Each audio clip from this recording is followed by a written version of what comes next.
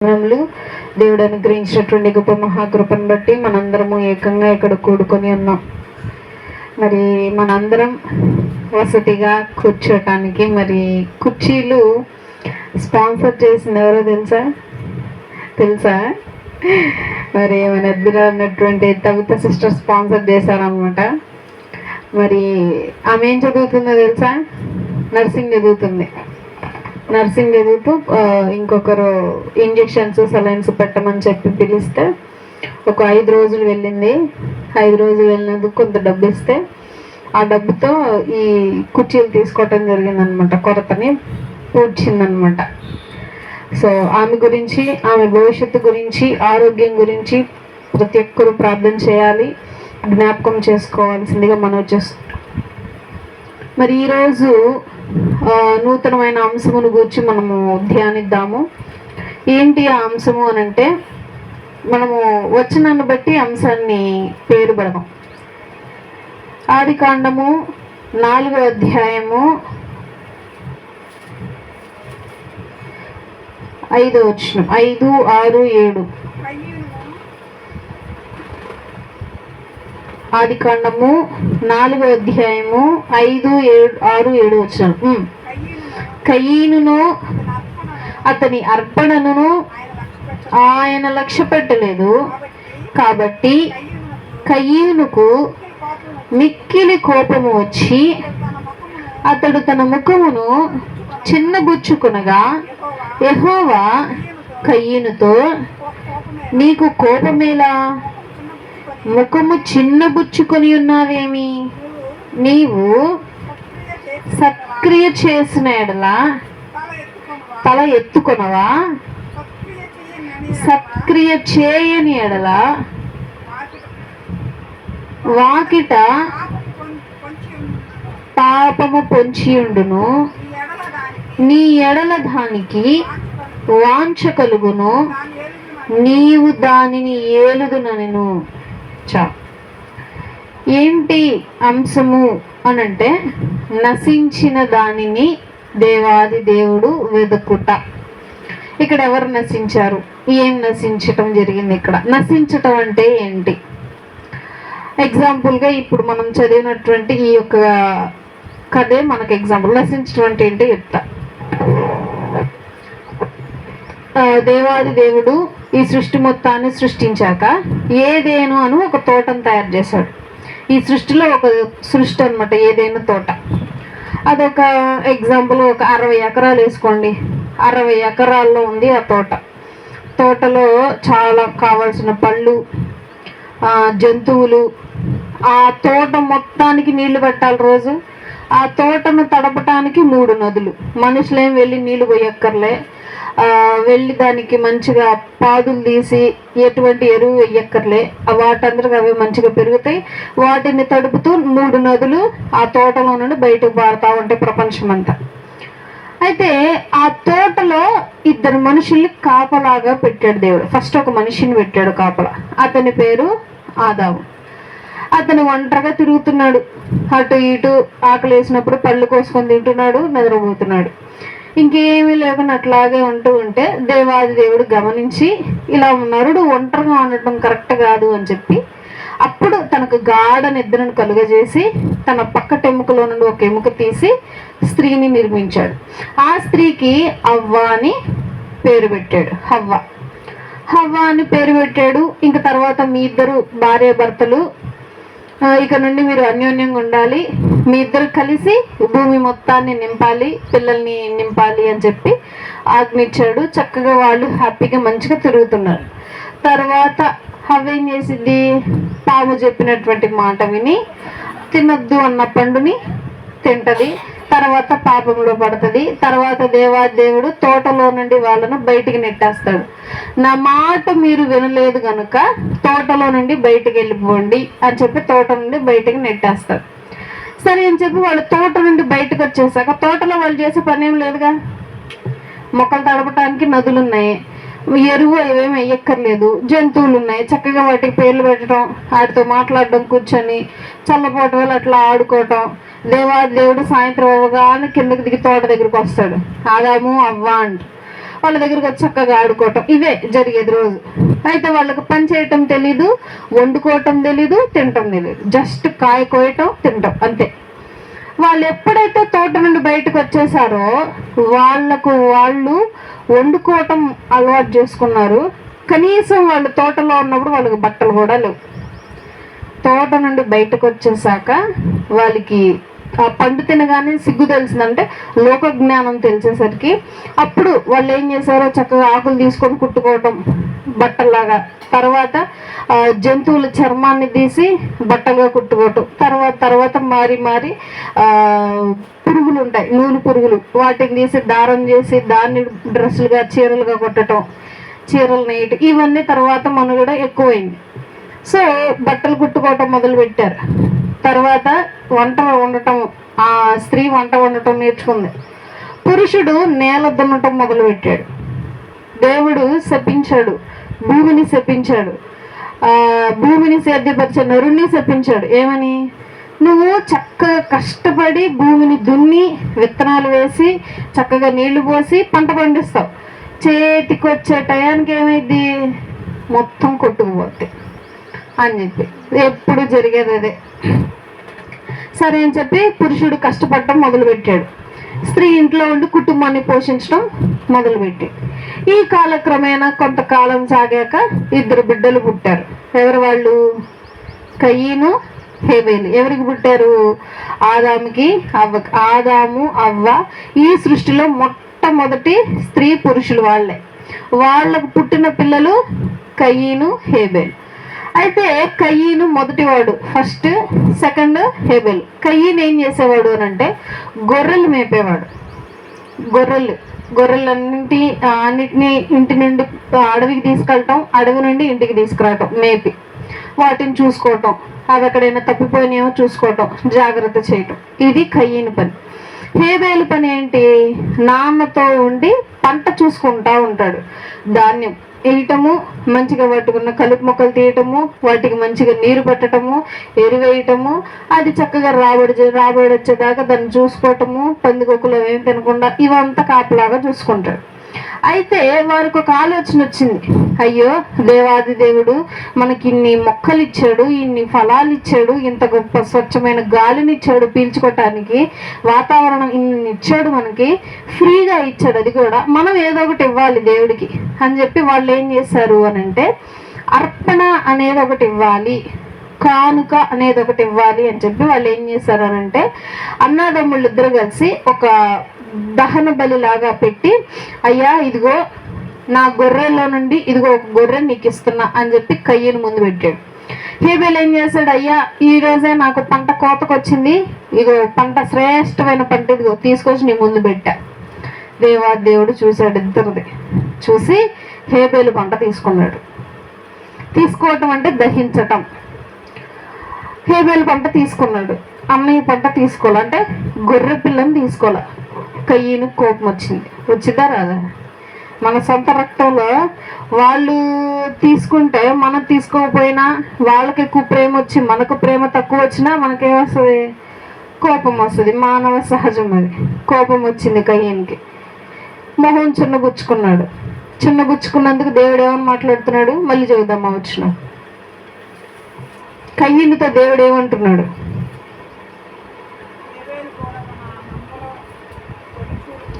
కయీను అతని అర్పణను ఆయన లక్ష్య పెట్టలేదు కాబట్టి కయీనుకు మిక్కిలి కోపం వచ్చి అతడు తన ముఖమును చిన్నబుచ్చుకొనగా యెహోవా కయీనుతో, నీకు కోపమేలా? ముఖము చిన్నబుచ్చుకుని ఉన్నావేమి? దేవుడు అడుగుతున్నాడు. ఏమైంది నాయన, కోపం వచ్చిందా? ఎందుకు వచ్చింది కోపం? దేనికి ఇప్పుడు నీకు కోపం అని అడుగుతున్నాడు దేవుడు. ఇప్పుడు ఏమనాలి? లేదు నేనంత మంచిగా గొర్రె పిల్లని తీసుకొచ్చి నీకు ఇస్తే నా తమ్ముడు ఇచ్చినటువంటి అర్పణ తీసుకుంటావా నువ్వు అని చెప్పి చిన్న ఊచుకున్నాడు. అయితే దేవుడు ఏమంటున్నాడు? నువ్వు సత్క్రియ చేస్తే నువ్వు హ్యాపీగా. సత్క్రియ అంటే ఏంటి? మంచి కార్యము. సరే ఇప్పుడు ఎగ్జాంపుల్గా మనం భోజనాలు పెట్టాలి. ఏం పెట్టాలి? భోజనాలు పెట్టాలి. సరే సాంబార్ కాయాలి. సాంబార్లో మంచిగా శ్రేష్టమైన అంటే పుచ్చులు లేనిటువంటి వంకాయలు, దోసకాయలు, బెండకాయలు వేస్తావా? పుచ్చులు ఉన్నాయి వేసేసి వండేసి పెట్టేస్తావా అందరికి? ఎలాంటివి పెడతాము? చక్కగా రుచి కలిగినవి, స్వచ్ఛమైనవి పెట్టాలి భోజనానికి. మరి దేవుడికి ఎలాంటివి పెట్టాలి? అప్పుడు మనం దేవుడికి ఎలాంటివి ఇవ్వాలి? కయ్యను ఏం చేశాడు? గొర్రె పిల్లల్లో ఏదో గొర్రెని తీసుకొచ్చి ఇచ్చాడు. కానీ హేబెల్ ఏం చేశాడు? తన పంట అంతటిలో శ్రేష్టమైనది అంటే ధాన్యం ఎక్కువగా ఉండాలి తీసుకొచ్చి ఇచ్చాడు. పురుగు పట్టనిది, మచ్చ లేనటువంటిది తీసుకొచ్చి ఇచ్చాడు. కయ్యనేమో ఏదో ఒక గొర్రె పిల్లలే అని తీసుకొచ్చి ఇచ్చాడు. దానికి దేవుడికి కోపం వచ్చింది, నచ్చలేదు. అప్పుడు తమ్ముడు తీసుకున్నాడు. అప్పుడు కయ్యన్కి ఏమొచ్చింది? కోపం వచ్చింది. వెంటనే కయ్యను ఏం చేశాడో తెలుసా? చక్కగా పొలంలో కూర్చొని ఆలోచిస్తున్నాడు. నన్ను ఇన్సల్ట్ జరిగింది, నాకు అవమానం జరిగింది, కోపం జరిగింది అని చెప్పి కూర్చొని ఆలోచిస్తూ వేసాడు అని అంటే ఒక చోట కూర్చొని తోటలో కూర్చొని ఉన్నాడు. తోటలో కూర్చొని ఉంటే అప్పుడు తమ్ముడిని పిలిచాడు. తమ్ముడు ఒకసారి ఇట్రా, నీతో మాట్లాడాలి అని చెప్పి. సరే అని తమ్ముడు వచ్చాడు. నేను తీసుకొచ్చిన అర్పణను ఆయన అంగీకరించలేదు, నాకు కోపం వచ్చింది అని చెప్పి ఇద్దరికి ఘర్షణ జరిగింది. కొట్లాడుకున్నారు. ఫస్ట్ మాట్లాడుకున్నారు, తర్వాత కొట్లాట జరిగింది. తర్వాత అన్నయ్య తీసుకెళ్ళి తమ్ముడిని చంపేయటం జరిగింది. చచ్చిపోయాడు తమ్ముడు. తమ్ముడు చంపేసి చక్కగా అక్కడి నుంచి పారిపోయాడు. పారిపోతే దేవాది దేవుడు మళ్ళీ కయ్యను దగ్గరికి వచ్చాడు. కయ్యను ముఖము చిన్నబుచ్చుకోగానే దేవుడు ఏమంటున్నాడు? కయ్యన్ని ఎందుకు కోపంగా ఉన్నావు అని మాట్లాడాడు. అయిపోయింది. మళ్ళీ రెండోసారి కయ్యను దగ్గరికి వచ్చి ఏమైంది, ఇంతకీ మీ తమ్ముడేడి అని అడుగుతున్నాడు. ఎవరిని అడుగుతున్నాడు దేవుడు? మీ తమ్ముడైన హేబెలేడి అని అంటే నాకేం పని పాట లేదా ఏంది? పెద్దగా కాపలాగా ఉంటానమ్మా తమ్ముడికి నేను, నన్ను అడుగుతున్నావు నువ్వు, ఎల్లెత్తుకోపో అని అన్నాడు కయ్యను. నీ తమ్ముని రక్తము భూమిలో మొరపెడుతుందంట. ఆయన రక్తం ఎక్కడైనా మొరపెట్టిద్దా? ప్రార్థన చేసిద్దా రక్తం ఎక్కడైనా? మీ ఉద్దేశం ప్రకారం చెప్పండి. రక్తము మొరపెట్టిద్దా? ప్రార్థన చేసిద్దా? మొర అంటే ఏంటి? ప్రార్థించటం. ప్రార్థన ఎవరెవరు చేస్తారు మీ ఉద్దేశం ప్రకారం? సరే, ప్రార్థన అంటే ఏంటి? మాట్లాడటం. ఎవరెవరు మాట్లాడతారు చెప్పండి? ఎవరెవరు మాట్లాడతారు? మనుషులు మాట్లాడతారు. మనిషిలో ఏముండాలి మాట్లాడాలంటే? ప్రాణం ఉండాలి. మనిషిలో ప్రాణం ఉంటే మాట్లాడతారు. ఇప్పుడు ప్రాణం పోయింది, మనిషి నుండి రక్తం బయటకు వచ్చింది, ఆ రక్తం భూమిలోకి వెళ్ళింది. భూమిలోకి వెళ్ళి ఆ రక్తం మాట్లాడుతుంది. మాట్లాడటం సాధ్యమా? సాధ్యం కాదా? రక్తం మాట్లాడిద్దా? మాట్లాడదా? సాధ్యమేనా?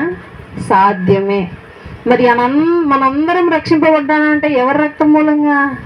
క్రీస్తు వారి రక్తం మూలంగానే. ప్రతి ఒక్కరి పాపము పోవాలి అని అంటే పరిశుద్ధుల రక్తం కావాలనే కదా. అందుకే కదా తండ్రి యొక్క కుమారుని భూలోకానికి తీసుకొచ్చింది. లేకపోతే ఏదో ఒక మనిషినో ఏదో ఒక జంతువును బలిస్తే సరిపోయారు కదా.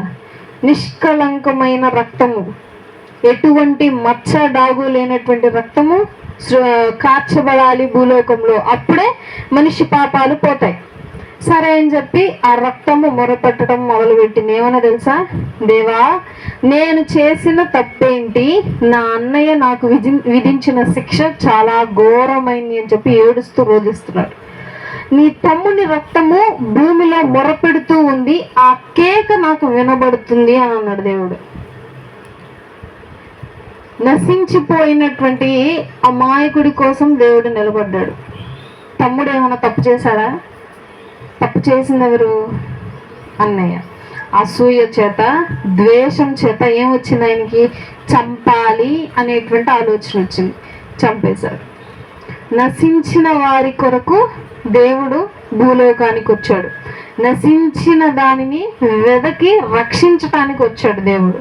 కయ్యనికి అప్పుడు చెప్పాడు, నువ్వు ఈ తప్పు చేసినందుకు ఇక నుండి నువ్వు దేశ దిమ్మరం అయిపోతావు. ఏమైపోతావు? దేశ దిమ్మరం అంటే ఏంటో తెలుసా? వాళ్ళకంటూ స్థలం ఉండవు, ఆధార్ కార్డులు ఉండవు, ఇదిగోండి మా ఇల్లు ఇది అని చూపించలేరు.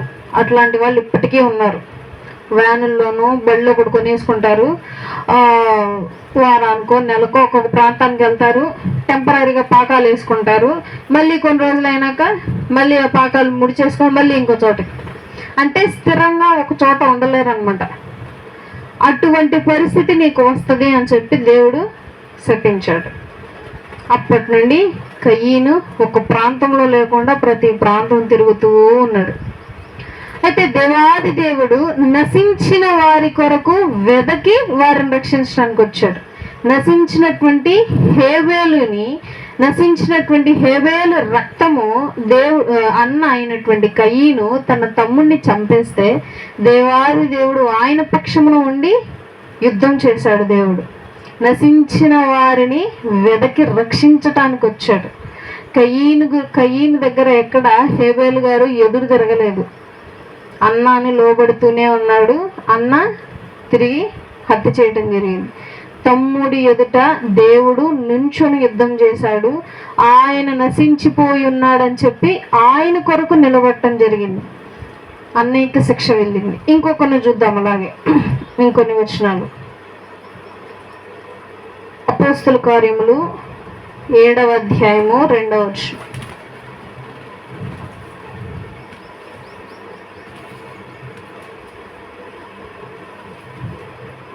అపోస్తల కార్యములు 7వ అధ్యాయము 2వ వచనం. అందుకు స్టెఫెను చెప్పినదేమనగా, సహోదరులారా, తండ్రులారా, వినుడి. మన పితరుడైన అబ్రహాము హారానులో కాపురముండక మునుపు మెసొపొతేమియాలో ఉన్నప్పుడు మహిమగల దేవుడు అతనికి ప్రత్యక్షమై, నీవు నీ దేశమును నీ స్వజనమును విడిచి బయలుదేరి నేను నీకు చూపింపబోవు దేశమునకు రమ్మని అతనితో చెప్పెను. చాలు. అబ్రహాము గారు ఆయనకి ఇచ్చినటువంటి ఆశీర్వాదము గొప్పది అని చెప్తా నేను. ఎందుకు అనంటే, ఇప్పుడు ప్రపంచం మొత్తంలో ఎవరిని అడిగినా సరే పవర్ఫుల్ దేశం ఏది అనంటే ఇజ్రాయెల్ అంటారు. ఇప్పటికీ పవర్ఫుల్ దేశం ప్రపంచమంతా కలిసి, ఇది మనం ఉన్న ప్రపంచమంతా కలిసి, అన్ని భాషలు మాట్లాడే వాళ్ళందరూ కలిసి ఇజ్రాయెల్ దేశం మీదకి యుద్ధానికి వెళితే వాళ్ళు తిరిగి పోరాడగలరు. అటువంటి ధైర్యం కలిగిన వాళ్ళు, అటువంటి జ్ఞానం కలిగిన వాళ్ళు అని ఇప్పటికీ మాట్లాడుకుంటారు. మళ్ళీ ఇజ్రాయెల్ దేశం ఎంత ఉంటుందో తెలుసా? ఎంత ఉంటుంది? ఎంత ఉంటుందేమో బహుశా. మన ఇండియా పెద్దది, మ్యాప్లో ఇంత కనిపిస్తుంది ఇజ్రాయెల్ దేశం. అంతే, చిన్న దేశం అది. 12 గోత్రాల దేశం అది. తెలంగాణ, హైదరాబాద్ అంత ఉంటుంది. అయితే ఈ 12 గోత్రాల మూలం ఎవరు? ఆ దేశం అంతా ఆశీర్వదింపబడటానికి మూలం ఎవరు? అబ్రహాం గారు.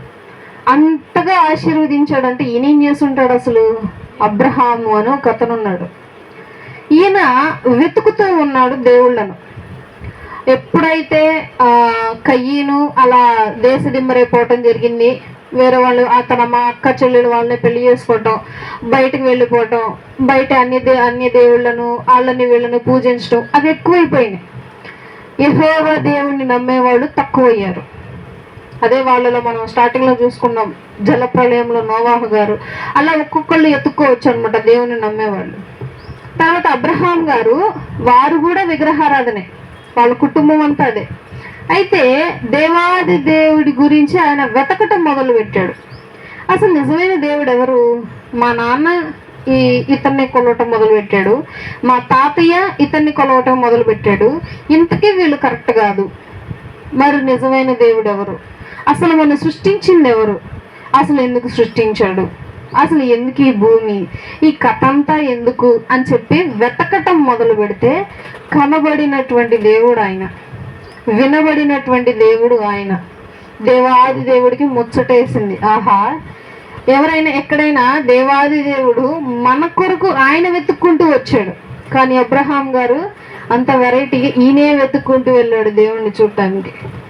అప్పుడు దేవుడు మాట్లాడాడు అబ్రహాము అని. అబ్రాము ఆయన పేరు. తర్వాత దేవుడు ఆయన పేరుని అబ్రహాముగా మార్చాడు. అబ్రహాము, ఇదిగో నీకు ఒక ఆశీర్వాదాన్ని ఇస్తున్నా, అంటే నిన్ను దీవిస్తున్నా. ఏమి దీవిస్తున్నాడు? ఇదిగో నీకు ఒక దేశాన్ని చూపిస్తా, ఆ దేశం అంతా నీదే. అదే కానాను, అదే ఇప్పుడు ఇజ్రాయేలీలు, ఏదంటే ఎరుషలేము అంటారు దాన్ని. ఎరుషలేము, కానాను, ఆ ప్రాంతాలన్నీ చుట్టుపక్కల అవన్నవే. కానాను అనే దేశాన్ని నీకు ఇస్తా. అయితే ఆ దేశంలో నివసించడానికి జనం కావాలి కదా, నీ నుండే వస్తారు ఆ జనం. 12 గోత్రాలు వస్తాయి మొత్తం. 12 గోత్రాలు అంటే వంశాలు. ఆ 12 వంశాలు ఎలా ఉంటాయో తెలుసా? ప్రపంచం అంతటిలో బలమైనటువంటి వాళ్ళు, తెలివి కలిగినటువంటి వారుగా ఉంటారు. ఎటువంటి యుద్ధాలు వచ్చినా సరే గెలిచేవారుగా ఉంటారు అట్లాంటి వాళ్ళు అని చెప్పి ఆశీర్వదించాడు. నీ సంతానం ఏ విధంగా ఉంటది అంటే, ఆకాశంలో నక్షత్రాలు ఉంటాయి కదా, లెక్కించగలవా? అంతటి సంతానాన్ని నీకు ఇస్తా.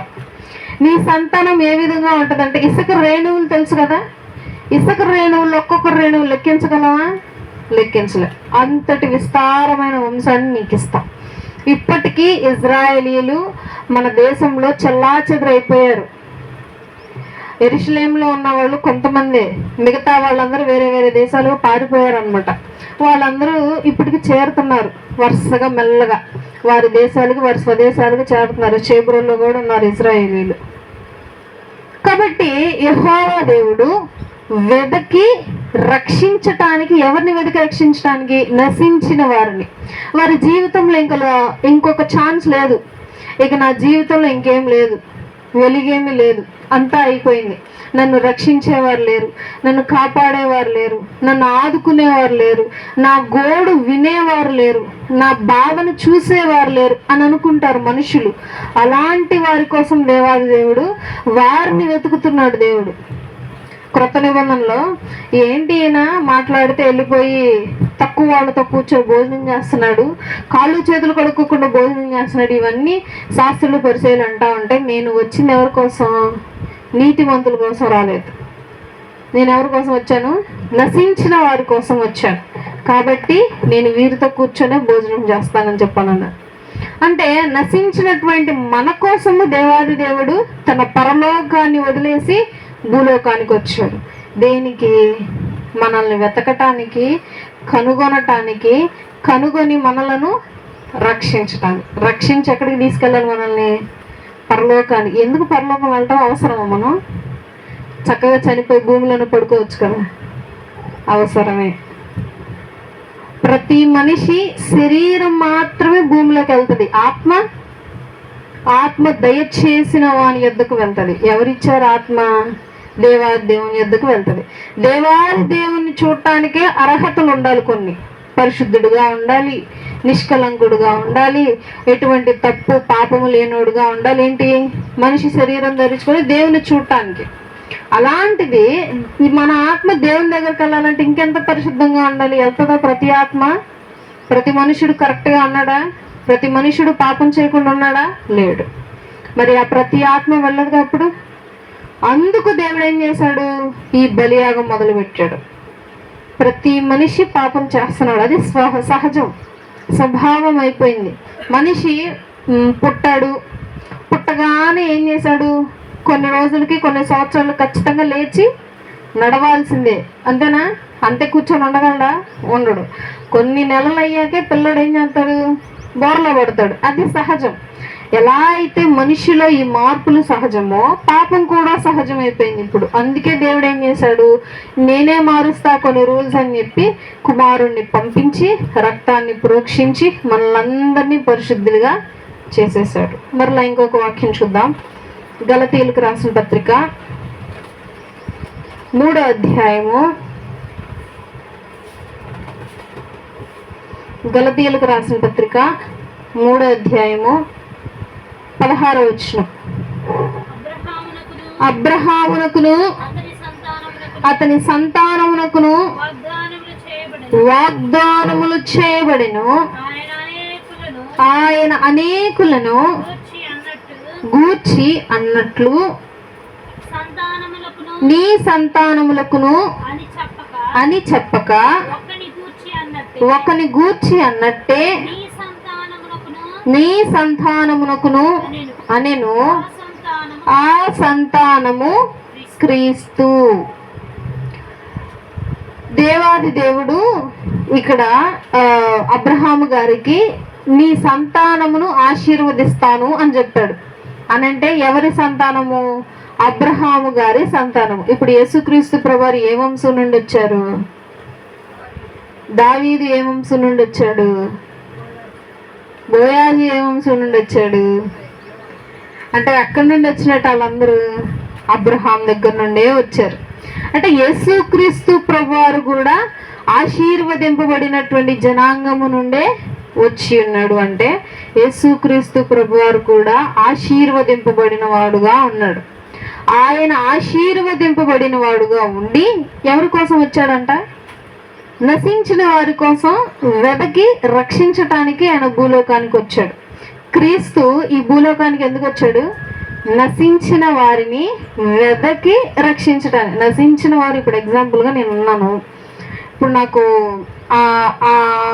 మధ్యాహ్నం పూట అన్నం వండుకున్నాను, తిన్నాను, కొంత మిగిలింది అన్నం, నేను తృప్తిగా తిన్నాను, కొంత మిగిలింది అన్నం. ఇప్పుడు ఎగ్జాంపుల్గా నాకు ఎవరైనా కనిపిస్తే నేను తీసుకెళ్ళి ఆ ఫుడ్ ఇస్తా. లేదు నాకు కనిపించలేదు, రాత్రి గుంజుకొని తింటాను, లేకపోతే రేపుడు వేడి, ఇక అంతే. నేనే వెళ్ళి వెతుక్కొని ఇయ్యలేను కదా, ఇస్తానా? అది కుదురుతుందా? కుదరదు. కానీ దేవాది దేవుడు ఆశీర్వదించటానికి మనుషులను, పాపులను వెతుకుతున్నాడంట. ఆయన ఒక మనిషి చిన్న పాక లాంటిది ఒక ఇంట్లో కుక్కుడు మంచంలో పడుకొని ఉన్నాడు. ఒక ముసలాయన. రాజు వెతుకుతున్నాడంట రాజ్యంలో అందరినీ. బాగున్నారా అందరూ? ఎవరైనా బాధల్లో, ఇబ్బందుల్లో, పేదరికంలో ఉన్నారా అని చెప్పి వెతుకుతున్నాడు రాజు నడుచుకుంటా వస్తూ. ఆ మనిషి కుక్కుడు మంచంలో పడుకొని డొక్కంతా లోపలికి వెళ్ళిపోయి ఆహారం లేక ఆహారం పెట్టుకునే పళ్ళెం అక్కడ పక్క నుండి అట్లాగే ఆ రోజు వెళ్ళి భిక్ష అడుక్కుంటే ఏమి రాక పడుకొని ఉన్నాడు. రాజు ఆ ఇంటికి వెళ్ళి చూశాడు. బాగా బాధ వేసింది. ఏడ్చి అయ్యా నీ జీవితం నాకు ఇవ్వు, నా జీవితం నీకు ఇస్తా అన్నాడు దేవుడు. ఏమన్నాడు? నీ జీవితం నాకు ఇవ్వు, నా జీవితం నీకు ఇస్తాను. ఏమిస్తాడంట? డబ్బులు ఇస్తా అంటున్నాడా? ఏమిస్తా అంటున్నాడు? జీవితమే ఇచ్చేస్తాడంట. అంటే రాజు ఏ విధంగా బ్రతుకుతాడు? హుందాగా, అంటే ఖరీదైన వస్త్రాలు, ఖరీదైన నగలు, ఖరీదైనటువంటి ఆహారము, ఖరీదైనటువంటి కారుల్లో తిరుగుతూ ఉంటాడు. అటువంటి రాజభోగమైనటువంటి జీవితం ఎవరికి ఇస్తాడంట? కుక్కుడు మంచంలో పడుకున్నటువంటి పేదవాడికి ఇచ్చేస్తాడంట. నేనేం చేస్తాను ఇక నుండి? నా రాజరికాన్ని వదిలేసి నేను కూడా ఈ మంచంలో పడుకుంటా. క్రీస్తు చేసింది అదే. క్రీస్తు పరలోకాన్ని వదిలేసి నీ కోసం, నా కోసం దరిద్రుల్లాగా వచ్చేసాడు ఈ భూలోకానికి.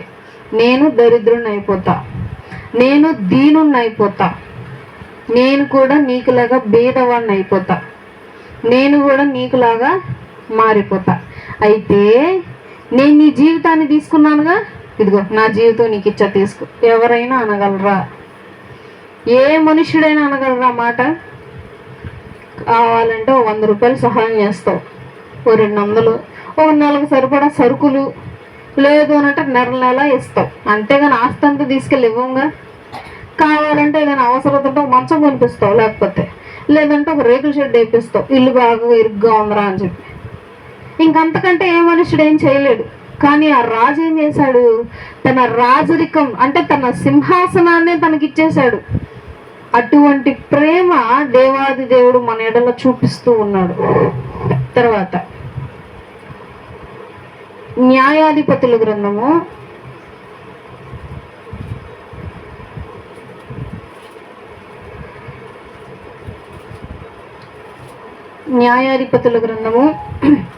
6వ అధ్యాయము 11వ వచనం. న్యాయాధిపతుల గ్రంథము 6వ అధ్యాయము 11వ వచనం.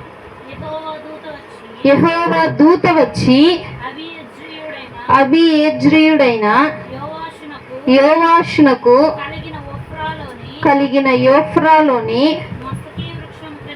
మస్తకి వృక్షము కింద కూర్చుండెను. యోవాషు కుమారుడైన గిద్యోను మిద్యానీయులకు మరుగైయుండినట్లు గానుగ చాటున గోధుమలను దుళ్ళగొట్టుచుండగా యెహోవా దూత అతనికి కనబడి, పరాక్రమము గల బలాఢ్యుడా, యెహోవా నీకు తోడై ఉన్నాడని అతనితో అనగా. చాలు. ఇజ్రాయేలీలు అప్పట్లోనూ ఇప్పట్లోనూ భూమి కోసం పోట్లాడుకుంటున్నారు. ఇప్పటికీ యుద్ధం జరుగుతుంది తెలుసా? ఇరాన్కి ఇజ్రాయెల్కి యుద్ధం జరుగుతుంది. దేనికోసం తెలుసా? మామూలుగా అయితే యుద్ధం దేనికోసం జరిగిద్ది? రాజ్యం కావాలి, ఆ ప్రాంతం అంతా మాకు వచ్చేసేయాలి, మా పేరులోకి రావాలి అని చెప్పి. అయితే ఇప్పటికీ ఇజ్రాయెల్లో యుద్ధం దేనికోసం జరుగుతుందంటే, ఈ భూమి నాది అని అంటాడు ఇజ్రాయేలీయుడు. ఈ భూమి నాది అని చెప్పి ఇంకొకడు అంటాడు. అందుకు యుద్ధం జరుగుతుంది. ఇప్పటికీ యుద్ధం జరుగుతుంది భూమి కోసమే. ఎప్పటి నుండి? ఇజ్రాయేలీలు ఐగుప్తు దేశానికి వెళ్ళిపోయారు. మొత్తం తన ప్రాంతాన్ని అంతా వదిలేసి ఐగుప్తు దేశంలో స్థిరపడిపోయారు. వాళ్ళ చరిత్ర ఒకరోజు చెప్తా. మరలా దేవాది దేవుడు వాళ్ళని తిరిగి తీసుకొచ్చేస్తాడు. 500 ఏళ్ల దాకా అక్కడ వాళ్ళు బానిసలుగా ఉంటారు. తర్వాత దేవుడు మళ్ళీ వాళ్ళని తీసుకొచ్చేస్తాడు తిరిగి. అప్పటి నుండి జరుగుతుంది. 500 ఏళ్ళు ఎవరో ఒకళ్ళు ఆ భూమిలో నివసిస్తారుగా. ఈ భూమి మాది, ఇప్పటి నుండో మేము ఉంటున్నాం. కానీ 500 ఏళ్ళు మేము ఈ భూమిని వదిలేసి ఎక్కడికి వెళ్ళాం? ఐగుప్తు దేశానికి వెళ్ళాం. మళ్ళీ తిరిగి వచ్చి మాకు ఈ భూమి కావాలి అని అంటే వాళ్ళు ఏమంటున్నారు? వదిలి వెళ్ళిపోయారు కదా, మళ్ళీ వచ్చి ఇస్తామని అడిగితే ఇవ్వము అని చెప్పి వీళ్ళు. అందుకే యుద్ధం జరుగుతుంది అనమాట. అయితే ఇజ్రాయేలీలు ఈ విధంగానే యుద్ధం చేసుకుంటూ ఉంటారు. అయితే గిద్యోను అనేటువంటి ఒక భక్తుడు ఉన్నాడు. గిద్యోను ఆయన ఏం చేసేవాడు అని అంటే, చక్కగా పొలం ఉంది, మంచిగా పని చేసుకుంటూ దేవాది దేవుని ఎందు భయంతోనూ భక్తితోనూ ఉంటాడు. ధైర్యవంతుడే కానీ కొంచెం వెనకబడుతూ ఉంటాడు, కొంచెం యుద్ధము అవి ఇవి. అయితే శత్రువులు ఏం చేసేవాళ్ళు అని అంటే, ఇజ్రాయేలీలు చక్కగా భూమి పంట వేసుకోవటము, పంట చేతికి రావటము, ఆ పంటను తీసుకెళ్ళి చక్కగా ధాన్యాలు గోడౌన్స్ అంటారు వాటిని, ఆ గోడౌన్లో దాచిపెట్టుకోవటం. చక్కగా నిద్రపోతూ ఉంటారు ఇజ్రాయేలీలు. ఆ శత్రువులు వచ్చి గోడౌన్ని పగలగొట్టి ఉన్న ధాన్యాన్ని అంతా ఎత్తుకుపోయేవాళ్ళు. అలా 2 సంవత్సరాలు చేశారు వాళ్ళు. అంటే ఇజ్రాయేలీలు పండించటము, వాళ్ళు వచ్చి ధాన్యాన్ని దొంగతనం చేయటం. ఎవరు ధాన్యాన్ని దొంగతనం చేస్తున్నారని కూడా తెలుసు ఇజ్రాయేలీలకి. కానీ భయం, తిరగబడాలంటే కొడతారేమో, చంపేస్తారేమో అని చెప్పి. అప్పుడు ఈ గిద్యోను కూడా అదే. ఒకరోజు రాత్రిపూట ఉంటే అలాగే వారి సైన్యం వచ్చి ఆ గూడెంలో ఉన్నటువంటి ధాన్యం అంతా తీసుకొని వెళ్ళిపోతా ఉంటే, ఈ గిద్యోను ఎక్కడ దాక్కున్నాడంట? మళ్ళీ చదవండి. గిద్యోను ఎక్కడ దాక్కున్నాడు? యెహోషువ కుమారుడైన మిద్యాను మరుగై ఉండునట్లు గానుగ చాటున గోధుమలను దుళ్ళగొట్టుచుండగా. చాలు. గానుగ చాటును దాక్కున్నాడంట. ఆ గానుగ ఏం చేస్తుంది? ఏమేస్తారంట గానుగలో గోధుమలు వేసి పిండి ఆడిస్తా ఉండే గానుగ చాటును దాక్కున్నాడంట. వాళ్ళందరూ వచ్చి ఆ యొక్క ధాన్యాన్ని తీసుకెళ్ళిపోతా ఉంటే, అప్పుడు వెంటనే దేవాది దేవదూత వచ్చి ఏమనంటుంది? పరాక్రమము గల బలాఢ్యుడా, నీకు ఎవరు తోడుగా ఉన్నారు? యెహోవా తోడుగా ఉన్నాడు. లే. నిజమా? అవునా అని చెప్పి వెంటనే లేచి కాగడా పట్టుకొని యుద్ధం చేస్తాడు, వెళ్ళి గెలుస్తాడు. ఇక్కడ నశించిన వారిని వెదకి రక్షించుటకు దేవాది దేవుడు భూలోకానికి వచ్చాడు. అలాగే ఇక్కడ గిద్యోను గారు భయంతో ఉండిపోయారు. యుద్ధం చేయలేక భయంతో ఆయన గానుగ చాటును దాక్కొని ఉంటే, దేవాది దేవుడు అట్లాంటి వారిని చూస్తాడు. దేవాది దేవుడు అప్పుల బాధకి ఇబ్బంది పడిపోతూ ఎంతో మంది చనిపోయిన వాళ్ళు ఉన్నారు. ఎంతో మంది పరువు తక్కువైపోయి ఎంతో మంది ఇబ్బందులు పడుతూ చనిపోయిన వాళ్ళు ఉన్నారు. ఇట్లా ఎన్నో వేదనలతో బాధలతో చుట్టుపక్కల మాట్లాడే మాటలకి ఎంతో మంది ప్రాణాలు విడుచుకున్న వాళ్ళు ఉన్నారు. భయంతో బిక్కుమంటూ బతికే వాళ్ళు కూడా ఉన్నారు ఇప్పటికీ. అట్లాంటి వారి కోసం దేవుడు వచ్చాడని చెప్పి గిద్యోను గారిని ఉదాహరణగా చూపించాడు. భయంతో బిక్కుమంటూ గాను చాటు దాక్కుంటే దేవదూతని దేవుడు పంపించి పరాక్రమం గల బలాఢ్యుడు, అంటే నీవు బలాఢ్యుడవే కానీ నీకేముంది? భయం. నీ భయము నిన్నేం చేసింది? గానం చాటు దాక్కునేలా చేసింది. కానీ నీ దగ్గర ఎవరున్నారు? యెహోవా దేవుడు ఉన్నాడు కాబట్టి లేచి యుద్ధం చేయి. నీ పక్షమున దేవుడు ఉన్నాడు, నీకేమన్నా అయితే దేవుడు చూసుకుంటాడు. ఇదే చెప్పింది దేవుడు కూడా. మనకి దేవుడు ఉన్నాడు, ప్రతి విషయంలోనూ ఆయనే చూసుకుంటాడు. మనకేమన్నా పరిస్థితులున్నా, ఏ సమస్యలున్నా, ఏ ఇబ్బందులున్నా ప్రతిదీ ఆయన చూస్తూనే ఉన్నాడు. సమయానికి తగినట్టుగా ఆయన ఇస్తాడు, అంతేనా? సమయానికి తగినట్టుగా ప్రతిదీ దేవుడు అట్లా తెచ్చి పెడతాడు. ముందు సమయానికి తగినట్లుగా వాతావరణం మారుతుంది. ఇప్పుడు ఎగ్జాంపుల్గా మీకు బాగా నచ్చిన వాతావరణం ఏది? నాకైతే చలికాలం బాగా ఇష్టం. మీకే వాతావరణం ఇష్టం? నీకు చలికాలం. మీకు చెప్పండి, ఏ కాలం అంటే ఇష్టం? ఏదైనా అడ్జస్ట్ అవ్వడం. అడ్జస్ట్ కాదు కానీ ఏది బాగా ఇష్టం మీకు? వేసవి కాలం ఇష్టం. ఇంకా వేసవి కాలం ఇష్టమా మిగతా వాళ్ళందరికీ? సరే. మీకు భూమిలో సంవత్సరం అంతా వేసవి కాలం అంటే ఎట్టుంటది? వేసవి కాలం అంటే ఏంటి? వేడి, పంటలు పండవు, వర్షాలు రావు, ఈ ఎండ సంవత్సరం పొడుగుతా ఇంతే ఎండ ఇంతే వేడి ఉంటే భూమి ఏమైద్ది? బీడిపోయిద్ది. నీళ్లు లేక మనిషి బతకగలడా? బతకలేడు. వరుసగా ఒక్కొక్క పిట్ట రాలిపోతా ఉంటది. చెట్టు మీద పెట్టలట్టు రాలిపోతాయి. అట్ట భూమిలో ఉన్నటువంటి మనుషులందరూ రాలటం మొదలు పెడతారు. సరే, ఓన్లీ చలికాలమే ఉంది, ఓన్లీ చలికాలమే. ఇక సంవత్సరం అంతా ఒకే కాలం, అదే చలికాలం. ఇప్పుడు అట్లా ఉంటది. చలి ఎక్కువైతే మనిషి వణుకుతూ కండరాలన్నీ పట్టుకుపోయి రక్తం సరఫరా కాక ఆ చలికాలంలో బయట పనిచేయలేము. ఆ చలికాలంలో మంచు పడి ఆ మంచు నీరుగా మారి మనకి నీరు అందించి పంటలు బాగా పండినా కానీ ఆ చలికి మనిషి ముందు పనిచేయలేడు ఫస్ట్. అందుకే శ్రమల కాలంలో దేవాదేవుడు ఈ విధంగా ప్రార్థన చేయమని చెప్తాడు. భూలోకంలో 7 సంవత్సరాలు శ్రమలు రాబోతున్నాయి. 7 సంవత్సరాల్లో ఈ శ్రమ రాకూడదని ప్రార్థన చేయమంటున్నాడు దేవుడు. ఏంటో తెలుసా? చలికాలంలో దేవుని రాకూడదని ప్రార్థన చేయాలంట. ఏ కాలము? చలికాలం. ఎందుకు ఓన్లీ చలికాలమే? ఎండాకాలం కదా భయంకరమైనది అసలుకైతే, ఆ వడదెబ్బ తట్టుకోలేనిది. చలికాలంలో ఆ యొక్క శ్రమ రాకూడదని మీరు ప్రార్థన చెయ్యండి. చలికాలం ఉంటే ఆ విధంగా ఉంటుంది. సరే, చలికాలంలో జలుబులు ఎక్కువ చేస్తాయి. జలుబు అంటేనే వైరస్. ఒకడికి వచ్చిందంటే కుటుంబం మొత్తానికి వచ్చింది.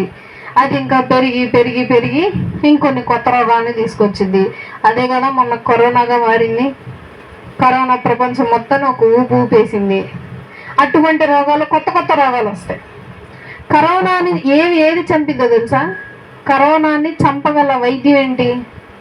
హాస్పిటల్లో కరోనా పేషెంట్స్ని పెట్టి ఏం పెట్టారో తెలుసా? ఫుడ్ ఏం పెట్టుంటారు? బిర్యానీ పెట్టారు. ఏం పెట్టారు? బిర్యానీ, మిరియాలు, యాలక్కాయలు, చెక్క, లవంగాలు చక్కగా నీళ్ళలో మరిగించి కాసి ఇచ్చారు. దెబ్బకు పోయింది. అంటే ఏమి దానికి విరుగుడేంటి? కరోనాకి వేడి. అది ఇప్పుడు ఎగ్జాంపుల్గా ఒక మనిషి కరోనా ఉంది, తుమ్మాడు, ఆ ఉమ్ము ఇంకొక మనిషి మీద పడింది, బ్రతికిద్ది. అదే ఉమ్ము కింద పడితే చచ్చిపోయిద్ది. అదే ఉమ్ము ఎండలో ఉంటే చచ్చిపోయిద్ది. కరోనా బ్రతకటానికి కారణం ఏంటి? చలికాలం. చలికాలం వస్తే కొత్త రోగాలు వస్తాయి. చలికాలంలో సూర్యుడు ఉండడు కాబట్టి ఈ భూమిలో కొత్త రోగాలు వచ్చి మనుషులు చచ్చిపోవటం మొదలు పెడతారు. సరే, చలికాలం కూడా పనికిరాదు. సరే ఇక వర్షాకాలానికి వద్దాం. వర్షాకాలం ఎట్లా ఉంటుంది? నీళ్ళన్నీ ఎక్కువైపోయి, వాగులన్నీ నిండిపోయి, సముద్రం అంతా పొంగిపోయి, 7% ప్రపంచంలో 7% ఉంటే సముద్రం నీరు, ఇక తర్వాత ఏమైంది? 100% అదే ఉంటుంది నీరే ఇంకా వర్షాకాలం అయితే. దేవాది దేవుడి యొక్క ఆలోచన ఏ విధంగా ఉందో చూసారా? 3 నెలలు వర్షాకాలం, 3 నెలలు ఎండాకాలం, 3 నెలలు చాలు. మనిషి బతకగలుగుతున్నాడా? హ్యాపీగా బతకగలుగుతున్నాడు, స్వేచ్ఛగా బతకగలుగుతున్నాడు. కాబట్టి దేవాది దేవుడు ఈ సృష్టిలో ప్రతి ఒక్కటి దేవాది దేవుడు సమయానుకూలంగా ఇస్తున్నాడు మనకి. ప్రతిదీ సమయానుకూలంగానే ఇస్తున్నాడు, వాతావరణంతో సహా. అలాగే మన జీవితాల్లో కూడా దేవుడు ఏం చేస్తున్నాడు?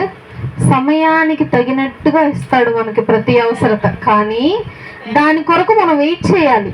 ఏం చేయాలి? ఇప్పుడు ఎండాకాలం పోవాలంటే ఎన్ని నెలలు వెయిట్ చేయాలి మనం? ఇంకా 2 నెలలు. కళ్ళు మూసుకుని కళ్ళు తెరిస్తేనా ఎల్లవ రోజులు భరించాలి.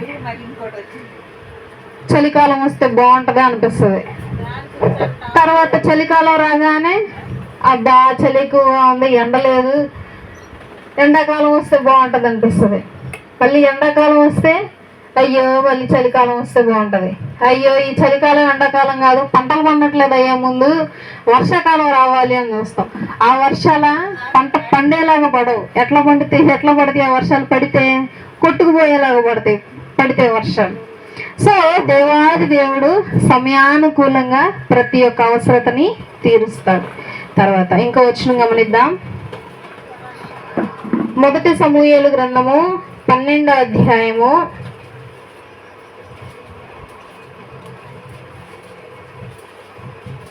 1 సమూయేలు గ్రంథము 12వ అధ్యాయము 1వ వచనం. అప్పుడు సమూయేలు ఇశ్రాయేలీయులందరితో ఇట్లా నేను ఆలకించుడి, మీరు నాతో చెప్పిన మాట అంగీకరించి నీ మీద ఒకని రాజుగా నియమించి ఉన్నాను.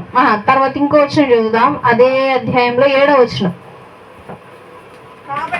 కాబట్టి యెహోవా మీకును మీ పితరులకును చేసిన నీతి కార్యములను బట్టి యెహోవా సన్నిధిని నేను మీతో వాదించినట్లు మీరు ఇక్కడ నిలిచి ఉండి యాకోబు ఐగుప్తునకు వచ్చిన పిమ్మట మీ పితరులు యెహోవాకు మొరపెట్టగా ఆయన మోషే అహరోనులను పంపినందున వారు మీ పితరులను ఐగుప్తులో నుండి తోడుకొని వచ్చి ఈ స్థలమందు నివసింపజేసి. ఇంకొక వచనం చూద్దాం అలాగే అదే అధ్యాయంలో 13. కాబట్టి మీరు కోరి ఏర్పరచుకొనిన రాజు ఇతడే, యెహోవా ఇతనిని మీ మీద రాజుగా నియమించి ఉన్నాడు. మీరు యెహోవా యందు భయభక్తులు కలిగి ఆయన మాటలు విని ఆయనను సేవించి ఆయన ఆజ్ఞను భంగపరచక మీరును మిమ్మును ఏలు రాజును మీ దేవుడైన యెహోవాను అనుసరించిన ఎడల మీకు క్షేమము కలుగును. చాలు. ఇజ్రాయేలీలు ఎట్లాంటి వారు అని అంటే డిమాండింగ్ పీపుల్ అనమాట వాళ్ళు. ఇప్పుడు సపోజ్ ఎగ్జాంపుల్గా దేవాది దేవుడు వాళ్ళకి దాహం వేసింది, బండ నుండి నీళ్ళు ఇచ్చేశాడు, చక్కగా తాగారు, తృప్తిగా ఉంది, చక్కగా ఆ రోజు గడిచిపోయింది. మళ్ళీ తర్వాత రోజు వచ్చింది, అద్భుతాన్ని చూసారుగా, బండ నుండి నీళ్ళు వచ్చాయి. అద్భుతం చేసింది ఎవరు? దేవాది దేవుడు. తర్వాత ఆకలేసింది. ఈసారి ఆకలేసింది, తీసుకొచ్చి ఇట్లాంటి ప్రదేశాల్లో పడేసా. ఏంది మోసే నువ్వు అసలు, మేము కానీ అక్కడ ఉండింటే అబ్బో పెద్ద పెద్ద దుంపలు, ఎంత పెద్ద దుంపలు అసలు ఉడకబెట్టుకొని తింటే ఎంత బాగుంటాయో తెలుసా, అట్లాంటి ప్రదేశంలో ఉండేవాళ్ళం, తీసుకొచ్చి మమ్మల్ని ఎక్కడ పడేసావు. ప్రార్థన చేసింది ఎవరు? మీ బానిసత్వంలో ఉండలేకపోతున్నామని ప్రార్థన చేశారు ఒకనొకప్పుడు వాళ్ళు. ఇప్పుడు దేవుడు గారాబం చేస్తుంటే కొంచెం ఎక్కువ చేశారనమాట ప్రజలు. ఇట్లాంటి వాళ్ళు అనమాట ఇజ్రాయేలీలు. అయితే ఇజ్రాయేలీల్ని పరిపాలిస్తూ ఉండేవాళ్ళు రాజుల కంటే ముందు న్యాయాధిపతులు ఉండేవాళ్ళు. వాళ్ళు ఎవరంటే జడ్జిలు. వాళ్ళు రాజులు కాదు, జడ్జిలు మాత్రమే. వాళ్ళు ఏం చేస్తారంటే ఇప్పుడు ఇద్దరు అన్నాదమ్ములకి ఏదైనా సమస్య వచ్చిందనుకో, వాళ్ళు జడ్జిల దగ్గరికి వస్తారు, న్యాయాధిపతుల దగ్గరికి సమస్య తీర్చుకొని వెళ్ళిపోతారు. ఇక అంతే, రాజులు ఎవరు లేరు. తర్వాత ఇట్లా న్యాయాధిపతులు రాగా న్యాయాధిపతులు యాజకులు కొంతమంది ఏం చేస్తారు అనంటే అక్రమంగా అన్యాయంగా ప్రవర్తించడం మొదలుపెట్టారు. వీరు ఎక్కడ తిరగబడ్డారు అనంటే ఏలి అనేటువంటి ఒక అతను ఉన్నాడు. ఆయన యాజకుడు. ఆయనకి 2 పిల్లలు, హోఫ్ని, ఫినేహసు. వీళ్ళిద్దరు యాజకులు. చక్కగా బలులు అర్పించేటప్పుడు కానీ మొత్తం ధూపం వేయటం కానీ వీళ్ళే. అయితే వీళ్ళిద్దరూ పాపంలో ఉన్నారు. చర్చ్కి వచ్చే అంటే మందిరానికి వచ్చేటువంటి స్త్రీలతో అసభ్యంగా ప్రవర్తించడం, ఇచ్చినటువంటి బలిలో కొంత భాగం మాంసం వాళ్ళే తీసుకొని తినేయటం, ఇవన్నీ అతిక్రమాలు చేస్తూ ఉన్నారు. తర్వాత దేవుడు చూసి యుద్ధంలో వారిని చంపించేస్తాడు. ఆ క్రియలు ఎందుకు దేవుడు చంపించేశాడు అన్న కారణం ఇజ్రాయేలీలు మొత్తం తెలుసుకొని వాళ్ళకి అసహ్యం వేసింది. చిచ్చి, ఇట్లాంటి వాళ్ళు యాజకులు మా మీద పరిపాలన చెయ్యొద్దు, మాకు ఎటువంటి న్యాయాధిపతులు వద్దు, మాకు రాజు కావాలి, ఇక మా రాజ్యాన్ని మొత్తాన్ని ఒక రాజే పరిపాలించాలి, అది మేమే నిర్ణయించుకుంటాం అని చెప్పి నిలబడ్డారు. అందరూ కూర్చొని సమూయేలు గారి దగ్గరికి వచ్చి చెప్తున్నారు, ఇక మాకు వీళ్ళెవరేం వద్దు, ఇట్లా మరీ ఇంత దారుణంగా ఉన్నారు, మాకు ఇవరెవరు వద్దు, రాజు కావాలని కూర్చున్నారు. సరే అని చెప్పి దేవాది దేవుడు ఒక అతన్ని రాజుగా నియమించాడు. అతని పేరు సౌలు. అతడు ఏం చేస్తాడు, గార్ధబొమ్మలు మేపుకుంటాడు. గార్ధబొమ్మలు అంటే ఏంటో తెలుసా? గాడిదలు మేపుకుంటాడు సౌలు. ఆయన ఎలా కనిపించాడు దేవాది దేవుడికి అనంటే యెరూషలేంలో ఒక 4-5 గాడిదలు మిస్ అయినాయి. ఆయన వెతుక్కుంటూ వస్తాడు యెరూషలేంలోకి. మా గాడిదలు ఏమైనా కనిపించాయని చెప్పి దారి పొడుగుని అందరినీ అడుగుతా, ఒక పనివాడిని వేసుకొని. అలా దేవుడు కనిపించాడు సౌలు. చక్కగా అతన్ని తీసుకొచ్చి రాజుగా నియమించారు. రాజుగా నియమించాక దేవాది దేవుడు ఏమంటున్నాడు, నా ఆజ్ఞలను మీకు వచ్చినటువంటి ఈ నూతన రాజు కూడా అనుసరించాలి. ఎప్పుడైతే అనుసరించరో నేను వారిని ఏం చేస్తాను, ఆ స్థానంలో నుండి అట్లా తీసేస్తాను. సరే, ఏం చేశాడు దేవాది దేవుడు? చూస్తా ఉన్నాడు పరిపాలన. యుద్ధం వస్తుంది, యుద్ధాలు జరుగుతున్నాయి. అప్పట్లో యుద్ధాలు అనేవి కామన్ అనమాట. యుద్ధాలు అనేవి వస్తున్నాయి, చక్కగా యుద్ధం చేస్తున్నాడు. సమూయేలు గారు ప్రార్థిస్తున్నారు, యుద్ధం గెలుస్తున్నారు. అయితే ఇంకొక చోట ఒక ప్రాంతానికి యుద్ధానికి వెళ్తే దేవాది దేవుడు ఒక ఆజ్ఞ ఇచ్చాడు, ఈ ప్రాంతంలో ఉన్నదంతా శపితమైనది, మీరు వేటిని ముట్టద్దు. బంగారము, వెండి వస్తువులు, వస్త్రాలు, ఆఖరికి పశువులతో సహా మీరేమి ముట్టకూడదు, మీరేమి వాటిని ఇజ్రాయేల్ అంటే యెరూషలేముకు తీసుకురావద్దు అని చెప్పి దేవుడు ఆజ్ఞ ఇచ్చాడు. సౌలు గారు వెళ్ళారు, యుద్ధం చేశారు. అయితే మంచిగా ఎద్దులు, గొర్రెలు, మేకపిల్లలు బాగా దృఢంగా బలంగా మచ్చే లేనటువంటివి ఉన్నాయి కొన్ని. వాటిని ఏం చేశాడు, తోలుకొచ్చేసాడు. దేవుడు ఏం చెప్పాడు, ముట్టద్దు అని అన్నాడు. తీసుకురావటం కూడా కాదు, జస్ట్ ముట్టద్దు అన్నాడు వాటిని, అంతే. ఇవి బాగున్నాయి, మంచిగా ఇలాంటివే కదా తీసుకొచ్చి బలిస్తారు, మరి దేవుడు మంచి విజయాన్ని ఇచ్చాడు కదా, మనకి కానుక ఇవ్వాలి కదా దేవుడికి, అందుకని చెప్పి వాటిని తీసుకొచ్చేసాడు. సమూయేలు గారు కోపం వచ్చింది. దేవుడు ఏం చెప్పాడు, ముట్టద్దు అని అంటే నువ్వేం చేసావు, తీసుకొచ్చావు. సౌలు గారు ఏమంటున్నారు, వాళ్ళు లేదు మీ దేవుడికి వీటిని బలిగా అర్పిద్దామని అంటే కానుకగా ఇద్దామని చెప్పి నాకు ఇంత విజయాన్ని ఇచ్చాడు కదా. ఇవేమీ కాదు, దేవుడికి బలులు కంటే ఏం ముఖ్యం, మాట వినటం శ్రేష్టం. ఒక ఉపమానం చెప్పాడు దేవుడు. తండ్రికి ఒక పొలం ఉంది, ఒక 2 ఎకరాల పొలం ఉంది ఎగ్జాంపుల్గా. ఆ పొలంలో పని చేయాలి. ఆ రోజు వెళ్ళి నీళ్ళ పాదు పెట్టాలో సంథింగ్. పెద్ద కుమారుడు దగ్గరికి వెళ్ళాడు, అయ్యా పొలానికి వెళ్ళరా అయ్యా, కాస్త గంట పని ఉంది, వెళ్ళరా అయ్యా అని అంటే, నేను వెళ్ళను అని చెప్పి పెద్ద కుమారుడు అన్నాడు. అయ్యో వెళ్ళనంటే బాగోదు, మళ్ళీ నాన్నకు వయసు అయిపోయింది, సరే వెళ్ళేసి ఒక గంటే కదా పని చేసి వద్దామని చెప్పి పెద్ద కుమారుడు వెళ్ళను అని చెప్పి కూడా వెళ్ళాడు పని చేయడానికి. సరే అయ్యో పెద్ద కుమారుడు వెళ్ళను అన్నాడు కదా అని చెప్పి చిన్న కుమారుడు దగ్గరికి వెళ్ళాడు. కానీ పెద్ద కుమారుడు ఆల్రెడీ వెళ్ళిపోయాడు పొలంలో పని చేయడానికి. సరే చిన్న కుమారుడు దగ్గరికి వెళ్ళి, అయ్యా అయ్యా పని చేయాలయ్యా, పెద్ద కుమారుడు వెళ్ళనంటున్నాడు, అయ్యా పెద్దనే నువ్వన్నా వెళ్ళరా అయ్యా అంటే, నేను వెళ్తా అన్నానా, నేను వెళ్ళి పని చేసి వస్తాను కష్టపడి అని చెప్పని అంటాడు చిన్న కొడుకు. వేరే పనిలో పడిపోయి చిన్న కొడుకు వెళ్ళడం, కానీ వెళ్ళి పని చేసిన ఎవరు? పెద్ద కొడుకు. అదే దేవుడు అంటాడు, మాట వినటం శ్రేష్టం, చెప్పిన మాట వినటం గొప్పతనం. దేవాది దేవుడికి బలుల కంటే ఏం ముఖ్యమంట? మాట వినటం శ్రేష్టం. దేవాది దేవుడికి ప్రార్థించటం కంటే ఏం ముఖ్యం తెలుసా? మాట వినటం శ్రేష్టం. దేవాది దేవుడికి గొప్ప గొప్ప పాటలు పాడటం కంటే ఏం ముఖ్యం తెలుసా? మాట వినటం శ్రేష్టం.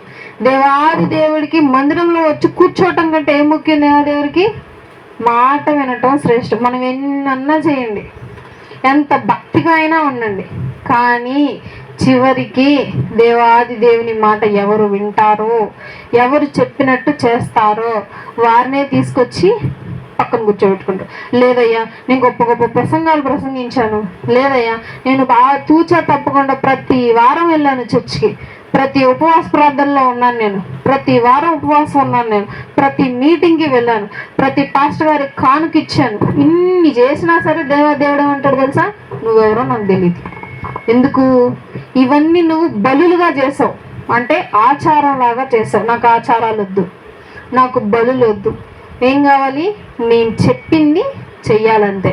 తీసుకురావద్దు అన్నాను, తీసుకురాకూడదంతే. సౌలు గారు ఏం చేశారు? తెచ్చేశారు. వెంటనే రాజు స్థానంలో నుండి తీసేశాడు. తీసేసి ఎవరిని పెట్టాడు తెలుసా? మళ్ళీ చిన్న పిల్లాడు, 8 సంవత్సరాలు. 8 సంవత్సరాల పిల్లాడు ఏ వయసులో ఎట్లా ఉంటాడు చూడటానికి? హైట్ ఎంత ఉంటుంది? జ్ఞానం ఎంత ఉంటుంది? పనికొస్తాడా రాజుకు అసలు? ఆ పిల్లాడిని తీసుకొచ్చి సింహాసనం మీద కూర్చోబెట్టాడు. ఆ పిల్లాడు ఏం చేస్తాడు? ఇంటర్ చదువుతున్నాడు అనుకున్నారా? 10th చదువుతున్నాడా? ఏం చేస్తాడు ఆ పిల్లాడు చిన్నప్పుడు? గొర్రెలు కాసుకునేవాడు. ఫ్లూట్ ఒకటి తీసుకొని, చక్కగా కర్ర ఒకటి తీసుకొని, మధ్యాహ్నానికి లంచ్ బాక్స్ ఒకటి తీసుకొని, హై హై అంటే గొర్రెలు వెంటనే అడవికి తీసుకెళ్ళటం, మళ్ళీ హై హై అంటే గొర్రెల్ని, గొర్రెల భాష తప్పితే ఇంకో భాష తెలియనటువంటి వాడిని తీసుకొని దేవుడు ఏం చేశాడు? సింహాసనం మీద కూర్చోబెట్టాడు. దేవాది దేవుడు వెదకి రక్షించే దేవుడు. అలాగే మనం మాట వినకపోతే మనల్ని తిరస్కరించే దేవుడు కూడా. ఇక్కడ మనం గమనిస్తే గాడిదలు మేపుకునే వాడిని దేవుడు ఏం చేశాడు? రాజుగా చేశాడు. గొర్రెలు మేపుకునే పసిపిల్లని ఏం చేశాడు దేవుడు? రాజుగా చేశాడు. అలాగే నిన్ను నన్ను మనం దేనికి పనికిరాం. మనకు జ్ఞానం లేదు, తెలివితేటలు లేవు, ఆరోగ్యం లేదు, దేవునితో పోరాడే సత్తా లేదు, మాట్లాడే తీరు లేదు, ఏమీ లేవు మనలో. కనీసం దేవుడికి కానుకగా ఇవ్వటానికి కూడా ఏమి లేవు. విలువ కలిగింది ఏది మన దగ్గర లేదు. అయినా సరే దేవుడు ఏం చేశాడు? మనల్ని తీసుకొచ్చి తన సింహాసనంలో కూర్చోబెట్టుకుంటున్నాడు, పక్కన కుడి పార్శ్వంలో కూర్చోబెట్టుకుంటున్నాడు పక్కన మనందరినీ. ఎందుకు? ప్రేమించాడు. నిన్ను నన్ను ప్రేమించాడు. ఎందుకు ప్రేమించాడు? సపోజ్ ఎగ్జాంపుల్గా మీ పిల్లలు ఉన్నారు, ఎందుకు ప్రేమించారు మీ పిల్లల్ని అని అంటే ఏంటి మీ సమాధానం? మీ పిల్లలంటే మీకు ఎందుకు ఇష్టం? సమాధానం ఏంటి? అది 9 నెలలు మోసి కన్నాను నేను. 9 నెలలు ప్రతి రాత్రి పగలు పిల్లాడు చేసింది, పాప చేసింది మొత్తం అనుభవించి 9 నెలలు కష్టపడి కన్నాను. అందుకు ప్రేమ. 9 నెలలు కష్టపడి కన్నందుకే మనకు అంత ప్రేమ ఉంటే, దేవాది దేవుడు ఆయన పోలికలో సృజించాడు మనల్ని, ఆయన ఊపిరి మనకిచ్చాడు. అప్పుడు ఆయనకి ఎంత ఉంటుంది ప్రేమ? ఆయన ప్రేమ గొప్పది, ఆయన ప్రేమ చాలా గొప్పది. ఆయన మనల్ని వదలలేక, విడిచిపెట్టలేక తన కుమారుని కూడా వెళ్ళిపోయి, నా బిడ్డల కోసం నువ్వు ప్రాణదానం చేయి, నా బిడ్డల కోసం నువ్వు నశించు, నా బిడ్డల పాపాలన్నీ నీ మీద వేసేసుకో, నా బిడ్డలు చేసిన తప్పులన్నీ నీ మీద వేసేసుకో, నువ్వు నశించు అని చెప్పి కుమారుని కూడా వదిలేశాడు దేవాదేవుడు. సిలువ మీద మాట్లాడే మాట, ఏలి ఏలి లామా సబక్తా, నా దేవా నా దేవా నా చెయ్యి ఎందుకు వదిలేశావు? అప్పుడు తండ్రి ఏమంటున్నాడు? నా బిడ్డల కోసము నిన్ను నేను వదిలేసా. ఇంత గొప్ప ప్రేమ దేవాది దేవుడు మన ఎడల చూపిస్తూ ఉన్నాడు. ఇంత గొప్ప దేవాది దేవుడి ప్రేమ మనం సంపాదించినందుకు మనం ఎంత గొప్ప ధన్యులము. మనం ఎంత ఆశీర్వదింపబడిన వారము. అంత గొప్ప దేవుణ్ణి ఫస్ట్ కనుగొనటమే గొప్ప. ఇప్పటికీ నిజమైన దేవుడు ఎవరని చెప్పి వెతుకుతున్నారు ఇప్పటికీ, కానీ మనం కనుగొన్నాం ఆల్రెడీ. మనము గొప్పవారము కాబట్టి మనం ఏం చేయాలి? ఇప్పుడు డైరెక్ట్గా వెళ్ళిపోవాలి దేవుని దగ్గరికి, అంతేనా? మన నివాస స్థలం ఏది? ఇది కాదు. మనం ఇక్కడ పరదేశులము, ఎంత కాలం ఉంటామో తెలీదు. మన ప్రదేశానికి మనం వెళ్ళిపోతాం. మన ప్రదేశానికి మనం వెళ్ళిపోవాలి అని అంటే మన దగ్గర ఏముండాలి? ఆధార్ కార్డు ఉండాలి. ఇప్పుడు ఎగ్జాంపుల్గా వేరే దేశం వాళ్ళు ఈ దేశానికి రావాలంటే పాస్పోర్ట్ ఉండాలి. మనం ఇంకొక దేశానికి వెళ్ళాలన్నా పాస్పోర్ట్ ఉండాలి. బస్ ఎక్కాలన్నా ఇప్పుడు ఏముండాలి? మన ఆడవాళ్ళకి ఆధార్ కార్డు ఉంటే సరిపోద్ది. అలాగే పరలోకానికి వెళ్ళాలంటే మనకంటూ ఒక కార్డు కావాలి. ఏంటి ఆ కార్డు అంటే బాప్తిస్మం ఉంటేనే ప్రతి నరుడు పరలోకానికి అర్హుడు. ఆ బాప్తిస్మం తీసుకోకుండా మనం ఏ జీవితం అన్నా జీవించని, బాప్తిస్మం తీసుకోకుండా చనిపోతే నరకానికి వెళ్తాం. సరే, బాప్తిస్మం తీసుకోకుండా భక్తి పరులాగా జీవించినా సరే నరకానికి వెళ్ళిపోతాం. బాప్తిస్మం తీసుకోకుండా పరిశుద్ధులుగా జీవించిన, భయభక్తులతో ఉన్న, ఎన్నో ఉపవాసాలు చేసిన, ప్రతి వారం దేవుని మందిరానికి వచ్చినా, ఎన్ని చేసినా సరే దేవాది దేవుడు లెక్కించడు. ఏం లెక్కిస్తాడు? బాప్తిస్మం తీసుకున్నావా లేదా? ఫస్ట్ అడిగే క్వశ్చన్ అదే. ఒకవేళ మనం తీసుకోలేకపోయామనుకో, ఇప్పుడు చాలా మంది బాధపడుతుంది అదే. బాప్తిస్మం ఆఖరి నిమిషంలో బాప్తిస్మం ఇచ్చుంటే బాగుండేది అని చెప్పి ఎంతో మంది ఇప్పటికీ బాధపడుతున్నారు. వాళ్ళ యొక్క బంధుమిత్రులకి ఇచ్చుంటే బాగుండేది, మాతో కలిసి పరలోకంలో ఉండేవాళ్ళు. చనిపోతే మరలా బతికొస్తారా? రాలేరు.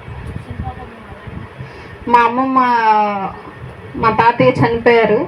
మా అమ్మమ్మ ఇప్పటికీ ఏడుస్తుంది, తాతయ్యకి బాప్తిస్మం ఇప్పించుంటే బాగుండేది, బాప్తిస్మం ఇప్పించుంటే బాగుండేది, ఆఖరి నిమిషంలోనైనా ఇప్పించుంటే బాగుండేది అని ఇప్పటికీ బాధపడింది. అటువంటి బాధ మనకుండద్దు, మన కుటుంబీకులకు ఉండద్దు. మనం సంతోషంగా వెళ్ళాలి. దేవాది దేవుణ్ణి నిజంగా మనం తెలుసుకున్నాం కాబట్టి ఇంక డైరెక్ట్గా దేవుడు ఎప్పుడు తీసుకెళ్ళిపోయినా మనకి ఇబ్బంది లేదని చెప్పి హ్యాపీగా బ్రతకాలి మనం. అట్టి విధమైనటువంటి జీవితం మనకు కావాలి. కాబట్టి బాప్తిస్మం తీసుకొని రెడీగా ఉండాలి. మనం అందరం సిద్ధపడాలి. అందరూ సిద్ధపడతారా? ఇంకా కొన్ని రోజులు టైం ఉందిలే అంటారా? బుద్ధి లేని కన్యకలు 7 ఏం చేశారు? కొంతమంది సిద్ధపడ్డారు మంచిగా నూనె తెచ్చుకొని రెడీగా. ఇంకొంతమంది తర్వాత తెచ్చుకోవచ్చులే, ముందు అవ్వని ఈ నూనె. పెళ్లి కుమారుడు వచ్చేసాడు, నూనె అయిపోయింది. అయ్యో నీ దగ్గర కొద్దిగా నూనె ఉంది కదమ్మా, కొద్దిగా పోయి అంటే నీకు పోస్తేవారు, నాకు వెళ్ళి కొనుక్కొచ్చుకోపో, అక్కడ కుట్లు అమ్ముతున్నారు. వాళ్ళు వెళ్ళి నూనె కొనుక్కొచ్చుకునేసరికి తలుపులు ఏమైపోయాయి? మూసివేయబడ్డాయి. అట్లాగే జరుగుతుంది మన జీవితం కూడా. తర్వాత చేద్దాం, తర్వాత చూద్దాం, తర్వాత తీసుకుందాం బాప్తిస్మం అనుకుంటే మన జీవితం కూడా తర్వాత ఏమైపోయింది? దేవుడు తలుపులు వేసేస్తాడు. ఇంక లోపలికి రావటానికి లేదు. తలుపు ఒక్కసారి వేయబడితే మరలా తీయటం అసాధ్యం. నోవాహు జలప్రలయంలో పడవ తలుపు వేస్తాడు దేవుడు. దేవుని దగ్గర ఉంది. బయట మనుషులందరూ తలుపు తడుతున్నారు. నోవాహు, మేము చేసిన తప్పే, మేము తప్పు తెలుసుకున్నాం, తలుపు తెరువు, మేము వస్తాం లోపలికి. ముందు దాకా ఏం చేశారు?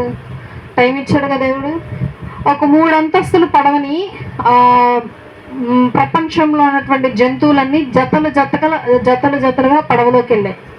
8 మంది మనుషులు వెళ్ళారు. అప్పుడు ఎంత పడవ అవుతుంది? అది చాలా పెద్ద పడవ. అంత పెద్ద పడవ తయారు చేయాలంటే సుమారు ఒక 3 సంవత్సరాలు వేసుకోండి. 3 సంవత్సరాలు దేవుడు టైం ఇస్తే అప్పుడు దాకా మనుషులు ఏం చేశారు? పట్టించుకోలేదు, తిరస్కరించారు, వద్దనుకున్నారు, వదిలేశారు. శ్రమ కష్టం రాగానే ఏమొచ్చింది? భయం వచ్చింది, ప్రాణం మీద ఆశ వచ్చింది. వాళ్ళు ఏం చేస్తున్నారు? తలుపు తడుతున్నారు. తలుపు తట్టిన దేవుడు ఏం చేయడు?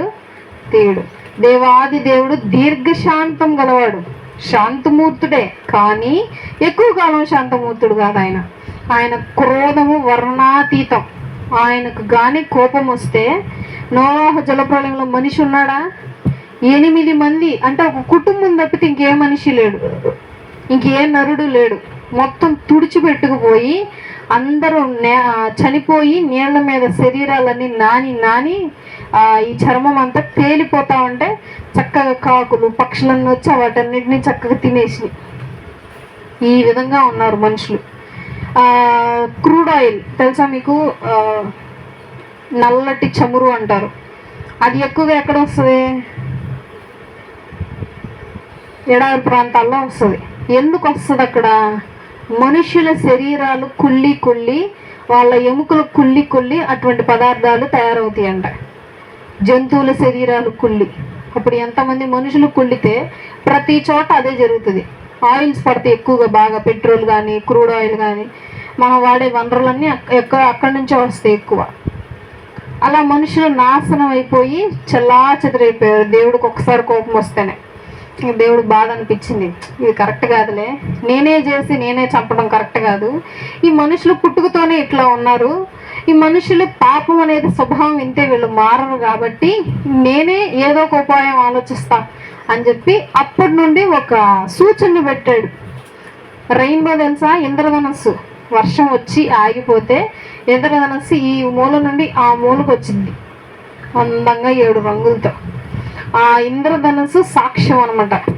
ఇంకోసారి అట్టి జలప్రళయము రాదు అని చెప్పి మాట ఇచ్చాడనమాట మనకి, ఈ ప్రపంచానికి. దేవాది దేవుడు అంత గొప్పవాడు, దేవాది దేవుడు అంత ప్రేమ కలిగిన వాడు, నిన్ను నన్ను వెతకి రక్షించినటువంటి దేవుడు. మన కొరకు ఎవరూ చేయలేనటువంటి కార్యములు ఎన్నో చేశాడు ఆయన. కుష్టివ్యాధితో బాధపడుతున్న ప్రతి ఒక్కరిని దేవాది దేవుడు ముట్టుకున్నాడు అంతే. కుష్టివ్యాధితో బాధపడుతూ ఉన్న వాళ్ళని ఏం చేసేవాళ్ళనంటే, ప్రతి ప్రాంతంలో వాళ్ళు జస్ట్ వస్తుందిరా అని చెప్పి ముందు ఒక సూచనలు వస్తుంది, జస్ట్ అట్లా పొక్కులు వస్తుంది. ఫస్ట్ రాగానే తీసుకెళ్ళిపోయి బయట ఊరవతల పడేసేవాళ్ళు. ఒంటరిగా ఉన్న మనిషికి ఏమనిపిస్తుంది?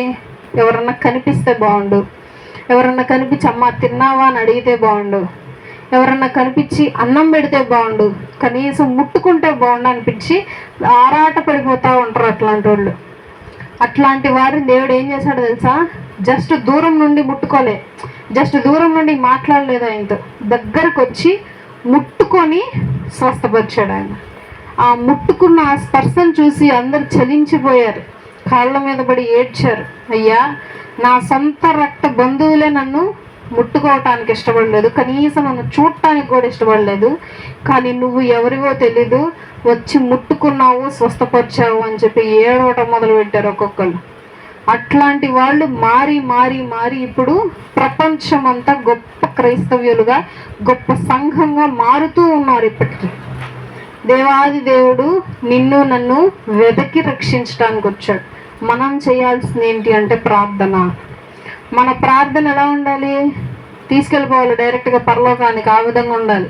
నాకు ఆరోగ్యం కావాలి, నా పిల్లలకి అది కావాలి, నా పిల్లలకి ఇక అయిపోయినాయి ఆ కాలాలు, నా పిల్లల్ని ఆశీర్వదించాలి అనే కాలాలు ఇక అయిపోయినాయి. దేవాది దేవుడు ఏ టైంలో వస్తాడో తెలీదు. నేను నీ సంఘంలో ఉండాలి, నేను సంఘంలో కూర్చోవాలి, నేను నీతో కలిసి విందు చెయ్యాలి. ఇదే ఉండాలి మన ప్రార్థన. నన్ను పరలోకంలోనికి అనుమతించండి, నేను నిత్య జీవంలోనికి రావాలి అనే ఉండాలి మన ప్రార్థన. ఆ విధంగా మనల్ని మనం మార్చుకోవాలి. ఒక్కొక్క ఆజ్ఞ మనం పాటించడం మొదలు పెట్టాలి.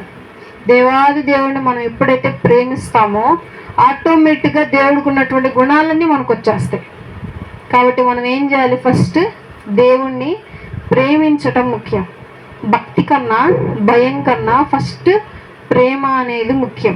మనిషికి ప్రేమ అనేది ఉంటే ఆటోమేటిక్గా వచ్చేస్తాయి అన్నీ.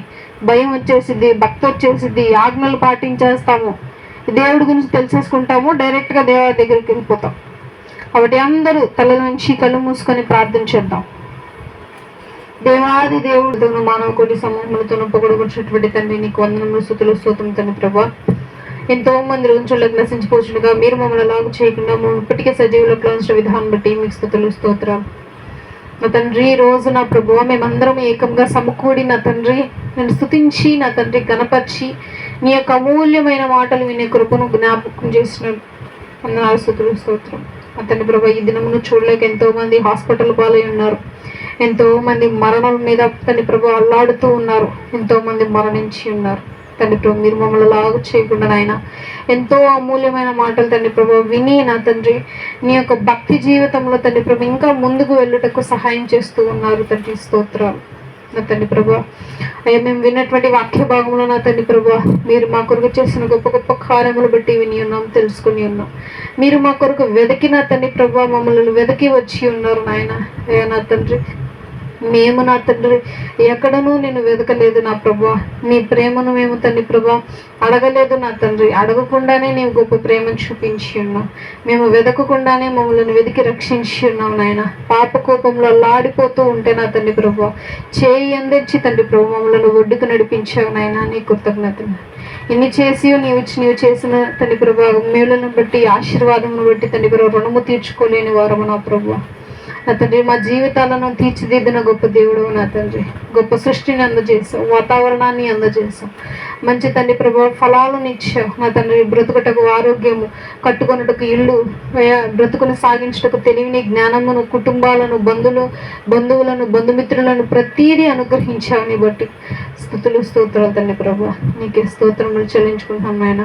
విన్నటువంటి ప్రతి ఒక్క వాక్య భాగం నా తండ్రి, ప్రతి మాట నా తండ్రి ప్రభు ఇక్కడ ఉన్న ప్రతి ఒక్కరి హృదయంలో భద్రపరచండి అయ్యా నా తండ్రి. వారిని తండ్రి ఈ యొక్క మాటలను బట్టి వారిని దినదినము స్తుతిస్తూ నా తండ్రి ప్రభు నెమరు వేసుకుంటూ నా తండ్రి వారి జీవితాలకు బాటగా ఉండటకు కృప చూపించండి అయ్యా. నీకే స్తోత్రాలు తండ్రి ప్రభు. సంఘాన్ని జ్ఞాపకం చేసుకోండి, సంఘాన్ని అభివృద్ధి పరచండి, సంఘాన్ని తండ్రి ప్రభు ముట్టండి, స్వస్థపరచండి.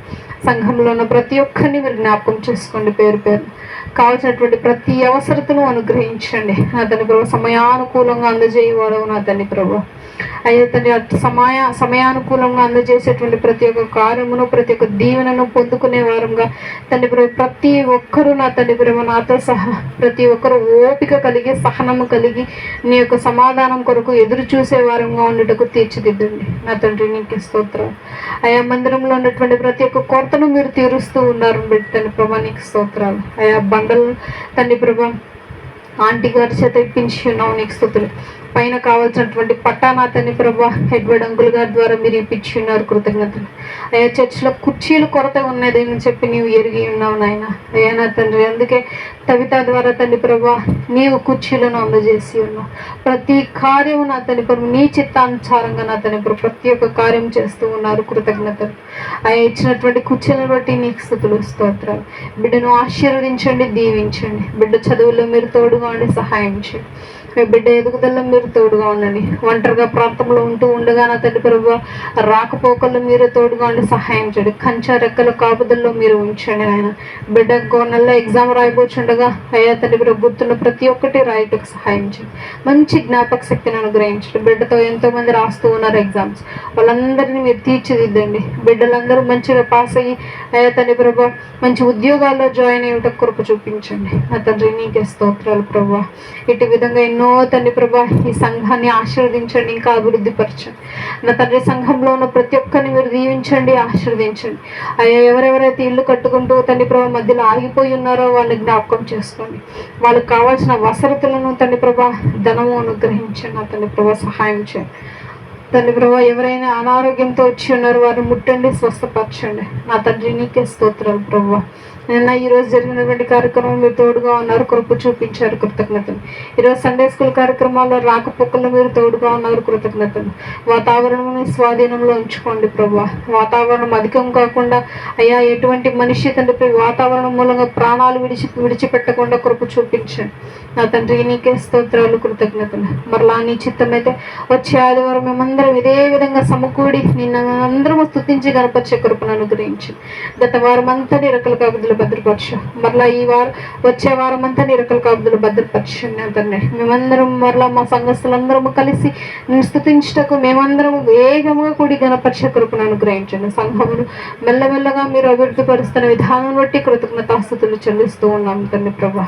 సంఘిక కూడిక ముగించుకొని మా గృహాలు వెళ్ళబోచుగా రాకపోకలు మీరు తోడుగా ఉండి సహాయం చేయమని ఏస్తున్నాం పెట్టి అడిగి కొంచెం ప్రార్థిస్తున్నాం తండ్రి. ఆమేన్.